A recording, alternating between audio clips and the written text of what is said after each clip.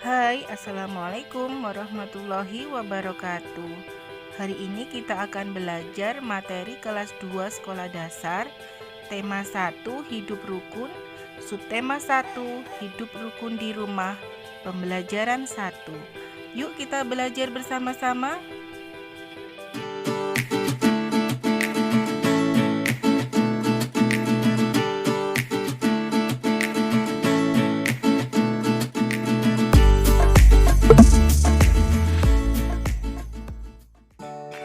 Kita semua menginginkan suasana damai di rumah. Kedamaian terjadi karena adanya kerukunan. Ayah dan ibu rukun, kakak dan adik rukun. Semua anggota keluarga menjaga kerukunan di rumah. Kak Mutiara mengatakan, kerukunan di rumahku selalu terjaga bila aku menghormati dan menghargai anggota keluarga lainnya. Sedangkan Udin mengatakan, kerukunan di rumahku selalu terjaga bila aku menyayangi mereka dan saling tolong-menolong. Udin mempunyai kakak perempuan bernama Mutiara. Udin dan Mutiara selalu menjaga kerukunan di rumah.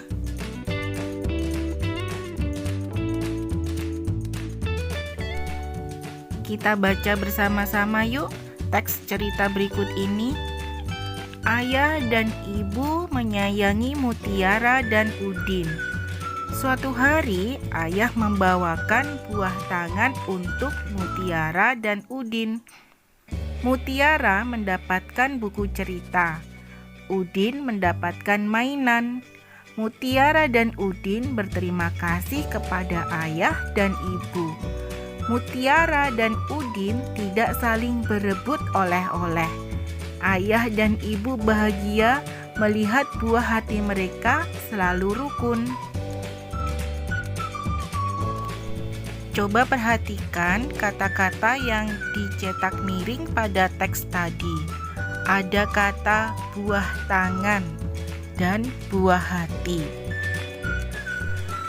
Apakah buah tangan dan buah hati itu tangan dan hati kita memiliki buah?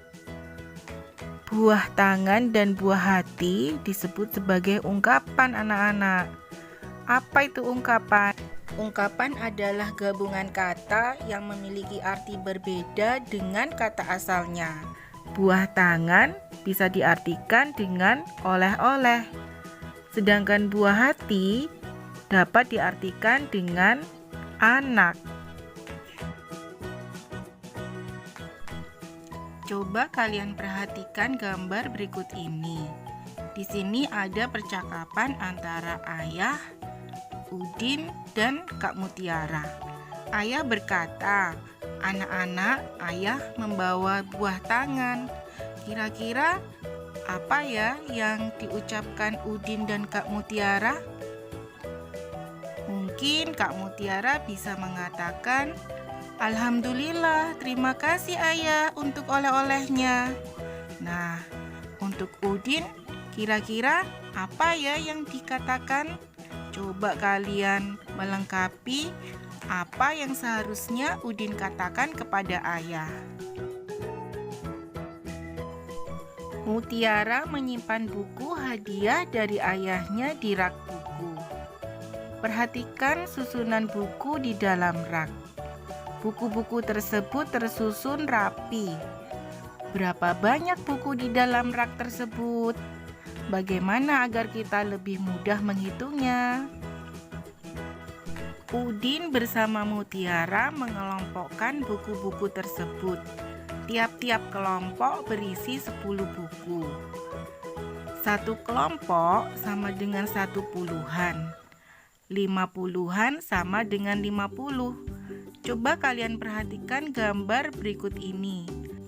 Kak Mutiara mengelompokkan 5 kelompok buku. Itu sama dengan 5 puluhan. 5 puluhan sama dengan 50. Nah, perhatikan lagi gambar di sebelahnya. Ada 1 kelompok, akan tetapi isinya tidak sampai 10, Coba kita hitung ada berapa anak-anak? 1, 2, 3, 4, 5, 6, 7. Jadi bukunya Kak Mutiara 50 ditambah 7 sama dengan 57. Banyak buku ada 57. Perhatikan gambar selanjutnya. Udin mengelompokkan buku menjadi 7 kelompok. Itu artinya 70-an sama dengan 70. Di gambar selanjutnya ada 7 buku. Jadi jumlah buku 70 ditambah 7 sama dengan 77. Banyak buku ada 77. Sekarang perhatikan kembali buku-buku di dalam rak. Buku-buku dalam rak dapat dikelompokkan sebagai berikut. Ada 10 kelompok buku. Itu artinya rak buku berisi 100 buku anak-anak. Amatilah gambar berikut ini. Di sebelah kiri ada kubus. Jumlahnya ada 1 kubus satuan. Sedangkan yang di sebelah kanan, kubus satuannya berjumlah 10. Oleh karena itu disebut dengan kubus puluhan. Kubus puluhan berjumlah 10 dapat diganti dengan 1 kubus ratusan. Ini yang disebut dengan kubus satuan. Kemudian yang di bawahnya adalah kubus puluhan. Dan yang paling bawah sendiri itu adalah kubus ratusan. Yuk berlatih soal di bawah ini. Ada 1 kubus ratusan, itu artinya 100. Ditambah 3 kubus puluhan, itu artinya 30. Ditambah lagi ada 8 kubus satuan. Jadi 100 ditambah 30 ditambah 8 sama dengan 138. Ditulis dengan angka 138. Kalian harus membacanya dengan benar, yaitu 138. Mutiara gemar membaca buku. Ia membaca berbagai jenis buku anak. Ada buku cerita anak, ada buku pengetahuan, dan ada buku nyanyian. Kita bernyanyi bersama ya. Nanti ada bagian yang dinyanyikan pendek dan ada bagian yang dinyanyikan panjang. Bunyi pendek diberi tanda titik, sedangkan bunyi yang panjang diberi tanda garis. Kita mulai bernyanyi bersama-sama ya. Bukannya congkak. Nah, yang bunyi pendek itu ada pada suku kata bukannya. Sedangkan bunyi panjang terdapat pada suku kata congkak. Nah, bukan dan nya diberi tanda titik, sedangkan cong dan kak itu diberi tanda garis. Bukannya sombong. Bunyi pendeknya ada pada suku kata bukannya, sedangkan bunyi panjang ada pada suku kata sombong.